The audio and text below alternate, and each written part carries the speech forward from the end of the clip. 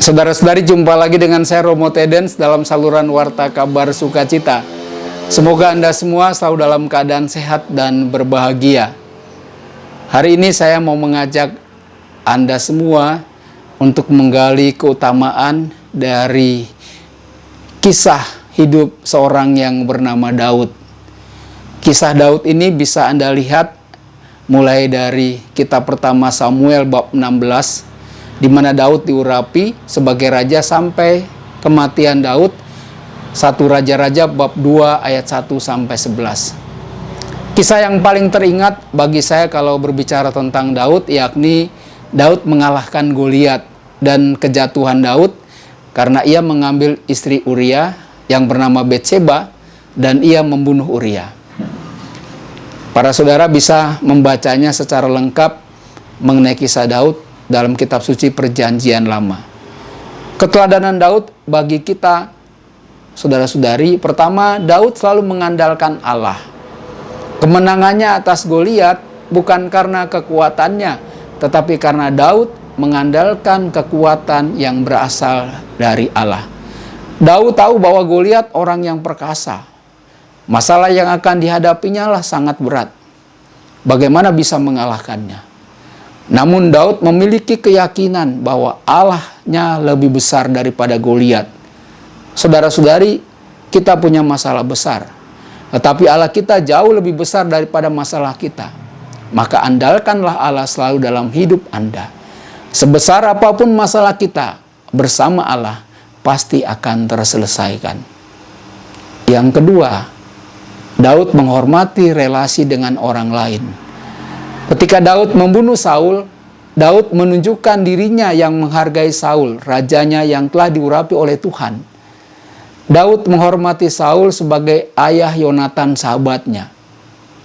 Saudara, dalam hidup kita kadang ada tantangan yang datang dari orang lain dengan menyakiti kita. Namun hendaknya kita tidak berpikir bagaimana membalasnya. Keteladanan yang ketiga dari Daud. Daud mau mendengarkan kritik dari orang lain.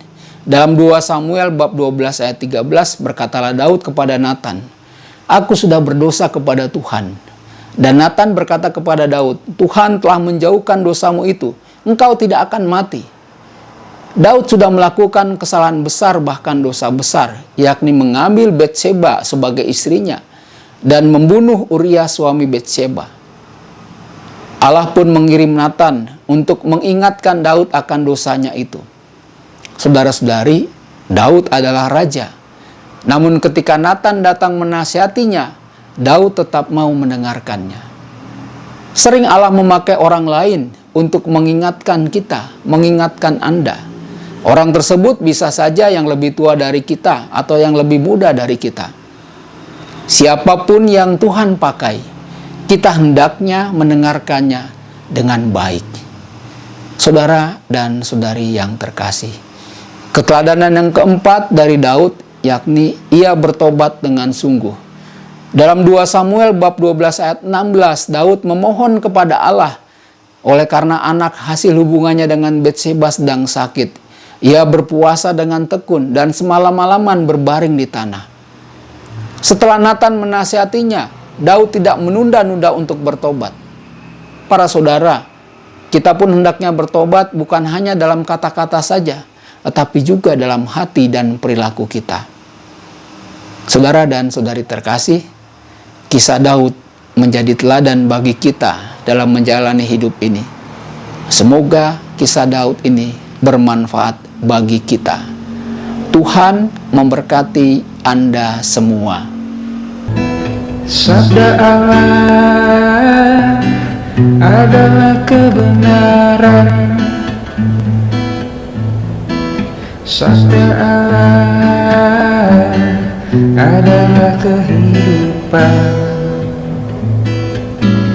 Mari kita mencintainya, mari kita menghayatinya.